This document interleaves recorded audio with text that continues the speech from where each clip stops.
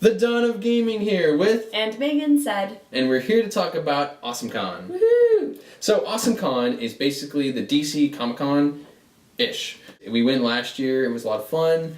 We went again this year. Yeah, last year was actually the first year, which is why it was a lot smaller, but we went this year, and it was so much bigger. It was a lot bigger. Yeah, the hall where they had the booths last year was now where you would queue up to get your tickets. So that's kind of an indicator of how many people went or what they thought the demand was going to be. Yeah. So that was really cool. We got to take a picture with the entrance, which is this gigantic arch with this monster. It was really cool. We actually got a shirt. I'm wearing it. I'm wearing my AwesomeCon shirt. We only went on Sunday. It was a 3-day convention, April 18 to 20. This is what the program guide looked like.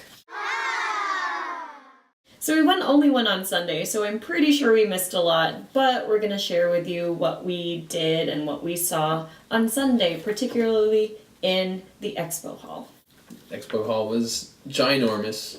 A lot of fun stuff going on, a lot of people to meet. There's a lot of artists, actually a lot of actors there. Some of the actors were actually going to be part of panels. We were doing signings. Let's get started.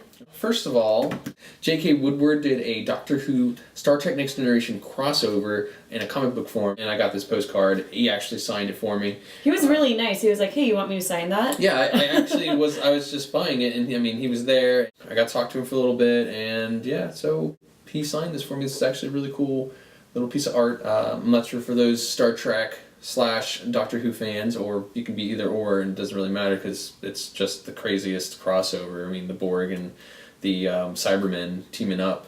Terrifying thought, really. I mean, yeah, they're basically one and the same. I also went to a booth where I could buy things, of course. I visited Monkey Minion Press, and what first attracted me were these cards. They had greeting cards for various situations that were, of course, Geek and Gamer themed.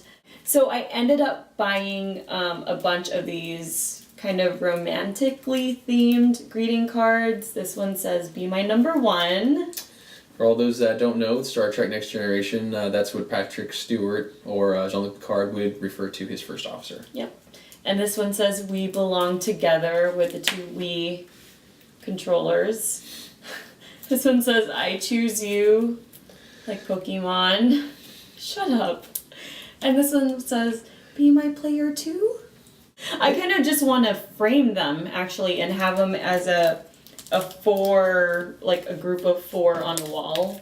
Because I feel like that would look really cool. They're really simplistic, and I think as far as like art goes, it's something I'd hang on my wall. And I also bought something else. It's Doctor Who. And there's a speech bubble coming out of the TARDIS that says "coming?" ? And this is actually going to be a belated birthday present for a friend. That's really into Doctor Who. Who may be watching this right now. Uh-oh. So, yeah, Brian, you should expect this in your mailbox soon. Anyway, all that stuff that she got was from Monkey Minion Press. Yep. They had a booth there that had all kinds of crazy fun stuff. Yeah, they're at monkeyminionpress.com, and you can find them on their various Etsy shops and Twitter and things like that. So we'll include the links down below where you can find them. We also went to the Museum of Science Fiction that's going to be built here in DC. So we went to their booth. They don't exist yet. Like, there isn't a building yet. Trying to get the word out to all those fans out there of the science fiction. When I was there, I got abducted by some aliens. And there's a cow in there too, yeah, right? There's a cow.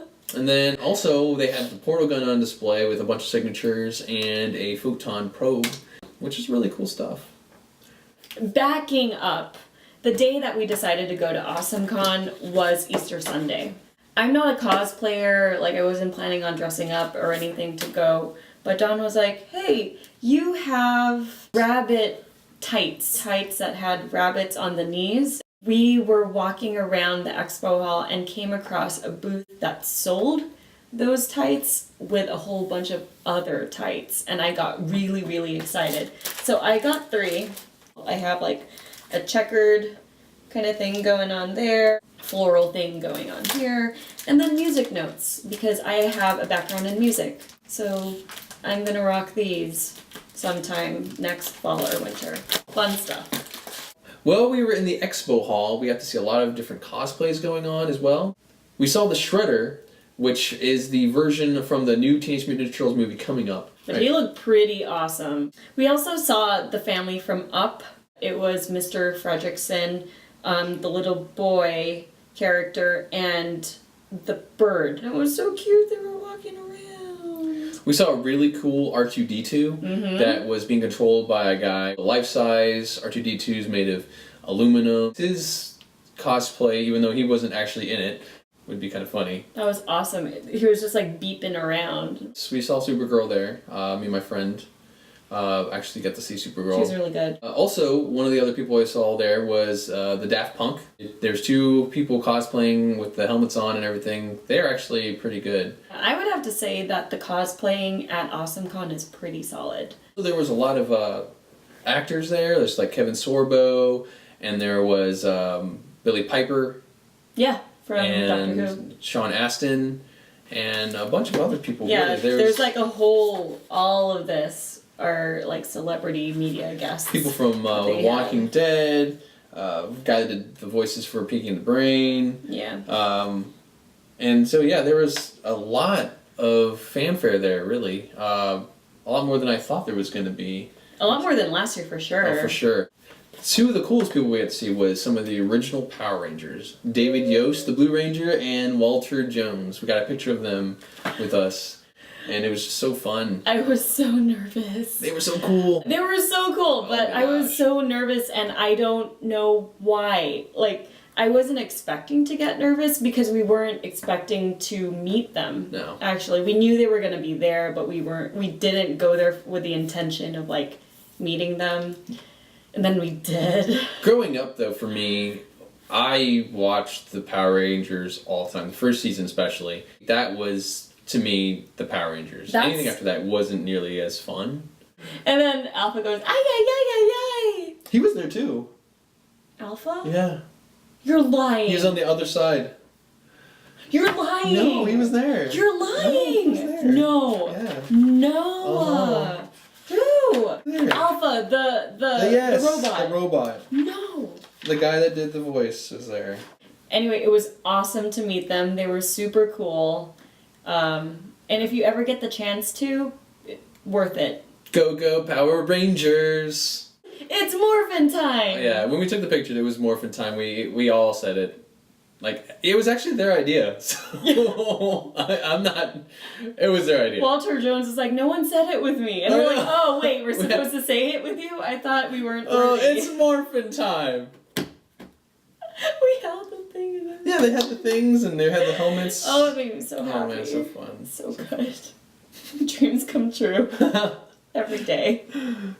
Walking around the expo hall, we got to see some really cool stuff. Will Wheat Thins. The Ecto-1 from the Ghostbusters. The Hulk. Towering over the expo hall. One of the other booths I got to see, my friend was running one called Geek Out Fitness, and they sell a lot of like apparel and stuff for fitness, all game themed, and it was really fun stuff.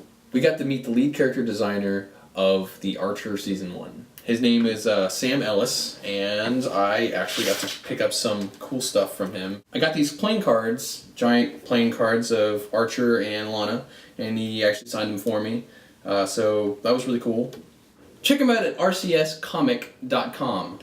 So he's a really cool guy, though. I'm glad I got to meet him, and I'm glad I got these cards and got them signed. These are gonna go somewhere awesome. Yeah, I'm gonna frame these and put them places. Places. This is how we get ants. At another one of the booths, we met an indie game designer who actually lives not too far from me. His name is Joel Sparks, and he's the creator of Call of Cthulhu. Like cat. Like cat. So the game, when we were at this booth, I picked up the deluxe edition, and it's kind of crazy. So basically, you are cats. trying to survive the Cthulhu apocalypse, but in a cat kind of form. In Call of Cthulhu, players take on a role of a variety of ordinary-seeming cats fighting conspiracies of cosmic chaos. Cthulhu has like cultists, and they have like all kinds of things. So it's Cthulhu-based with cats. So there's all different kinds of challenges and different dangers that cats would face versus, humans. You are a cat and you have to do cat things. For instance, you have to only be able to carry one thing at a time in your mouth.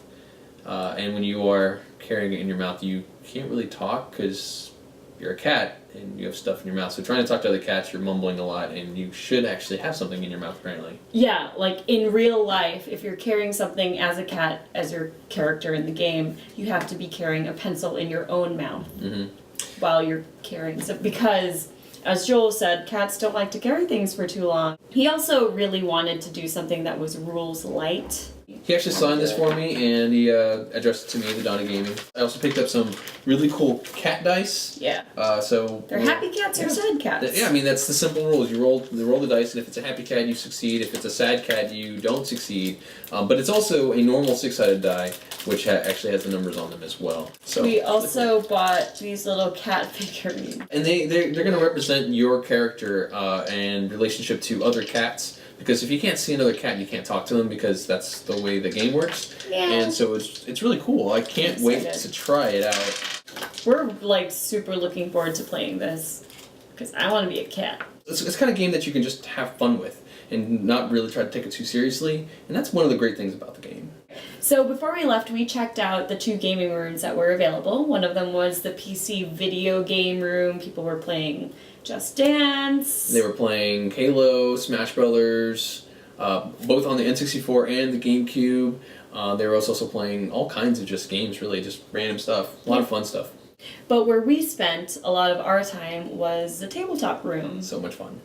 So much fun, where we learned how to play Lunacy by the creators of Flux. The Lunacy game is a lot of fun. It's really fast-paced, short games, relatively short. Kind of like if you were to do Speed plus Dominoes, where you get to actually try to match 2 different parts of the cards together. So that's how you decide what gets played. Everybody plays at the same time, and when people are stuck, you have to wait until everybody's stuck, and then you flip over the next card. Yeah. For example, there might be this card that gets put down, and you could put down this card on top of it because the 2 chocolates match, and then you could put this card on top of that because the 2 suns match. And there's 1 pile of cards for every player, and the first player to get rid of their cards wins. Yep. And that's one of the games they actually taught us to play. And they actually, the creators, Andy and Kristen, actually signed the cards for us. Yeah, and they signed the box. It's really cute. They there. actually have one of the decals is them, and so they signed that card with a heart. It's them in the heart, and they signed the inside. Yep. So they were actually and the outside. Yeah, they were actually there promoting their game, and it's new. And it was a lot of fun. My first time playing the game, I actually won, and for winning, they ended up giving me this Lunacy poster. And they gave me this Lunacy flower with a face on it. It's cute! So if you want to learn more about them, they're at loonylabs.com. Again, they created Flux. And I think it's worth noting, if you're in the DC area, they're in College Park. One of the other cool things that we got there was the Tabletop Day Edition Flux card. It was really cool. It's tie-dye, and yeah, it's a new rule. This one says tie-dye bonus. If you're wearing tie-dyed clothing of any kind, draw and play 1 extra card per turn, which is actually kind of worth just like getting something tie-dye. If you're gonna play if you're gonna play Flux. So that's kind of our trip to AwesomeCon. It was awesome. It was awesome. What did you think? Overall, definitely better than last year. It was just not what I expected, in a good way. A lot of stuff going on, a lot of people to meet. It wasn't nearly as crowded as when we went to PAX. I think I saw on Twitter that Saturday was really packed. I can imagine. Going off of what Don said about PAX East, I was really overwhelmed at PAX East because of the volume of people, and you're just kind of like hyper overstimulated with everything that's going on. But with AwesomeCon, I mean, there were still a lot of people, and there was a lot going on, but it was easier to kind of like It's a lot more open. process. It was a lot. The aisles were bigger, and I loved the fact that the people you were meeting were people that you could potentially meet up with again for a game night. Because there were a lot of the people that were there were local. I really like that aspect of it. It's a great thing for the DC Geek and Gamer community to kind of, you know, have this kind of event. It's only the second year, so I can only imagine how much bigger it's going to get in following years. It's one to look forward to every year. I'll tell you that much. Yep. And we will continue going. Yep. That was our overview of AwesomeCon. Yay! So if you guys enjoyed the video, hit that like button.